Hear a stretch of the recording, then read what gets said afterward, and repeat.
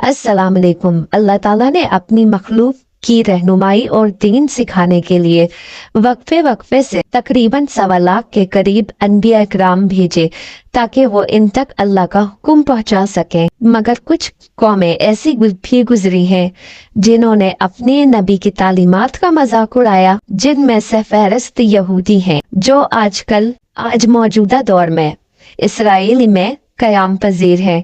आज दुनिया के नक्शे में इसराइल एक ऐसी रियासत है जो इंसानियत के दुश्मन है। इसमें बसने वाले यहूदी दुनिया के अमन को तबाह व बर्बाद करने पर तुले हुए हैं, लेकिन अगर इनकी ज़ाती जिंदगी और रस्म रिवाज को देखा जाए तो हमारे लिए इनको इंसान कहना भी बहुत मुश्किल हो जाएगा। आज हम बात करेंगे इसराइल और यहूदियों की, कुछ ऐसी वाकयात इनके जिनको सुनकर यकीनन आप लोग इन पर लानत भेजेंगे।